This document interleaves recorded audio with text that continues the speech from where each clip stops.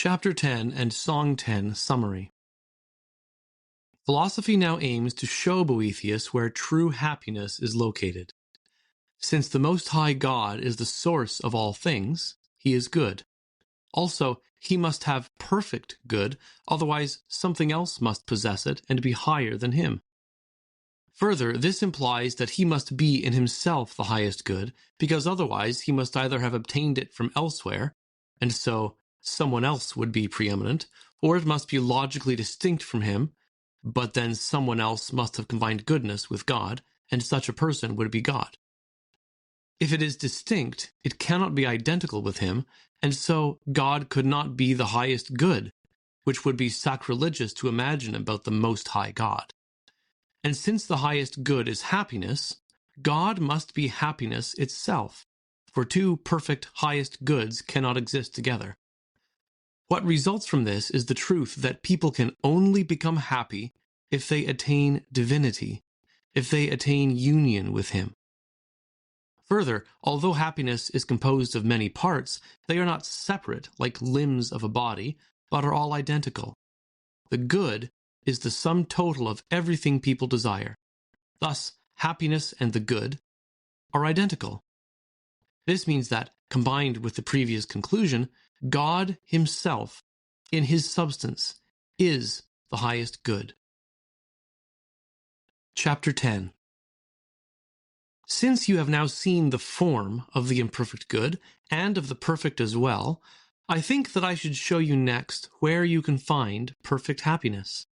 To do this, I think we should first inquire if any excellence, like that which you just defined, can exist in the world. This will keep us from being deceived by useless thoughts that do not correspond to reality. But it cannot be denied that such perfect good does exist, and is, as it were, the source of all good things.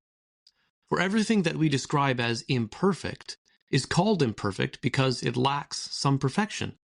So, whenever imperfection is found in any class of object, perfection must necessarily exist in that class as well. For if there were no such perfection, it is utterly inconceivable how that so-called imperfection could come into existence. Nature does not begin with mutilated and imperfect things. She starts with what is whole and perfect, and degenerates later to these feeble and inferior productions we see around us. So if, as we showed before, temporary and imperfect happiness exists, genuine and perfect happiness must also exist. Your conclusion is completely reliable and true, I agreed. Next, we should consider where this happiness dwells. The common belief of all mankind agrees that God, supreme over all things, is good. For since nothing can be imagined better than God, who can doubt that someone who is superior to all is good? Now, reason shows that God is good in such a way that proves that perfect good exists in him. For otherwise he would not be supreme over all things, since something else more excellent would exist, possessing perfect good and having the advantage in priority and dignity, since all perfect things clearly precede less complete things.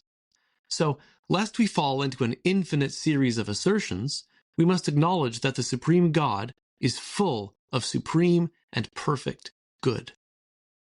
But we have determined that true happiness is the perfect good. Therefore, true happiness must dwell in the supreme God. I accept your reasoning, I said. No one could dispute it. But I want you to understand how reverently and unchangeably you proved our assertion that the supreme God is completely full of the highest good. What do you mean? I asked. Do not rashly suppose that some external source has given the Father of all things the highest good that fills him. And do not think that he has it naturally, in such a way that you could consider the essence of the happiness possessed and of the God who possesses it as distinct and different. For if you view it as received from outside, you could regard the giver as more excellent than the recipient. But we rightly confess that he is the most supremely excellent of all things. To think that this highest good is in him naturally, yet is logically distinct from his being, how inconceivable!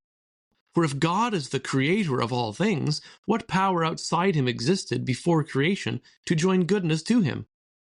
Finally, things that differ from each other in any way cannot be identical. Therefore, whatever is distinct from the highest good by its own nature is not itself the highest good.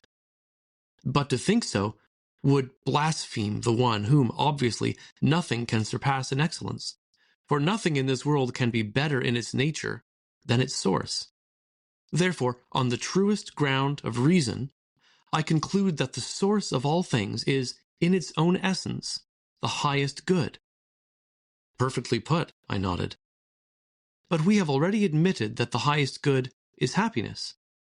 Yes.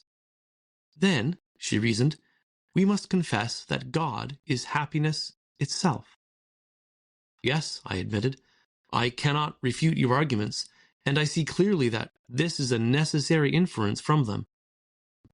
Reflect also, she went on, whether the same conclusion is not further confirmed by considering that two supreme goods, distinct from each other, cannot exist. For different goods clearly cannot be identical, and so neither can be perfect, since each lacks the other. But since it is not perfect, it obviously cannot be the supreme good. By no means, then, can goods that are supreme differ from each other.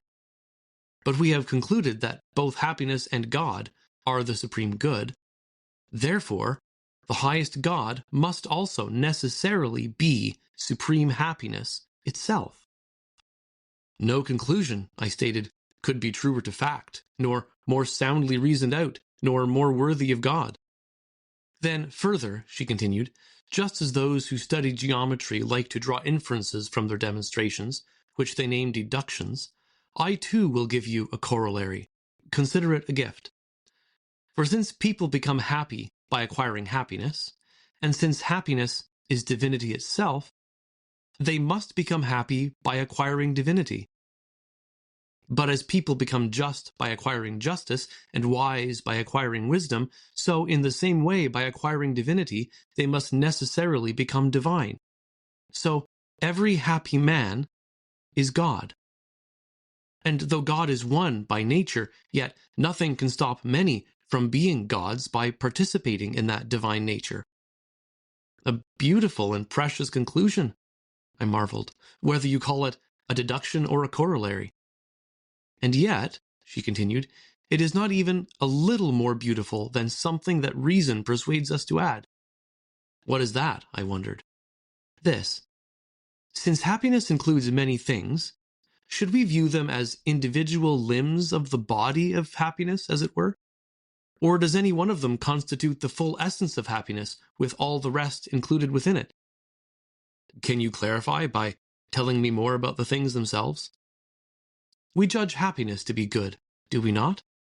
Yes, the supreme good. And this description applies to all the goods we have discussed, for we have decided that this same happiness is identical to absolute sufficiency, as well as the highest power, respect, fame, and pleasure.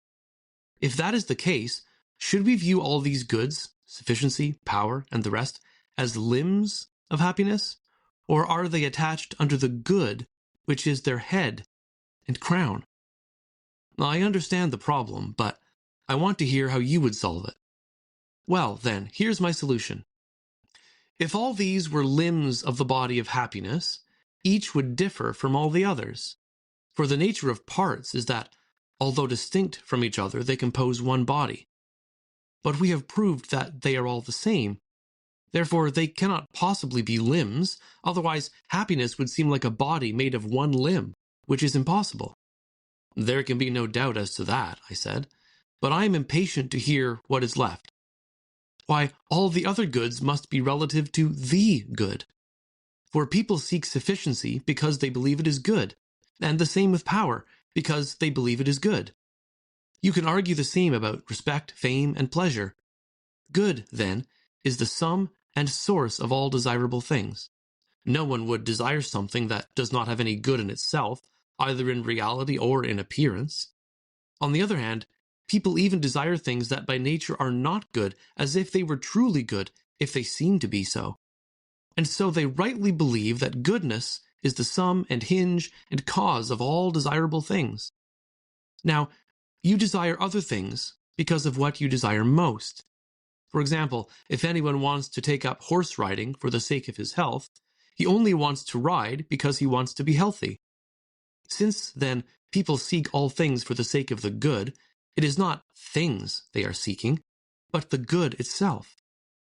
But the reason people seek anything is, we agreed, because they want to be happy.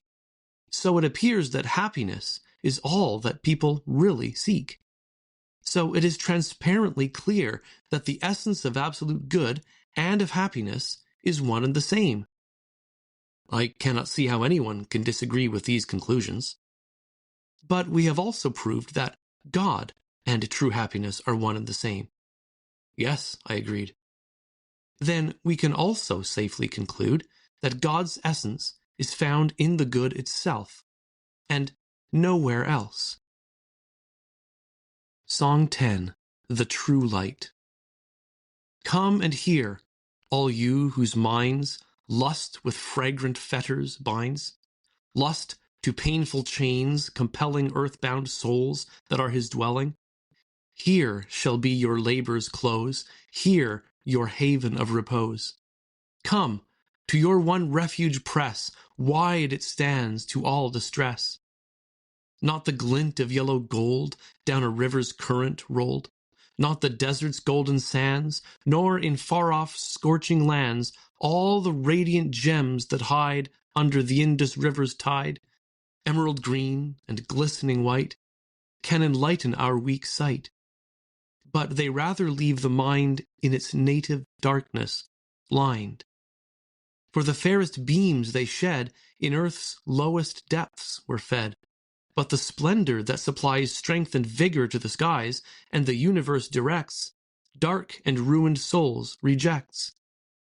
He who once has seen this light will not call a sunbeam bright.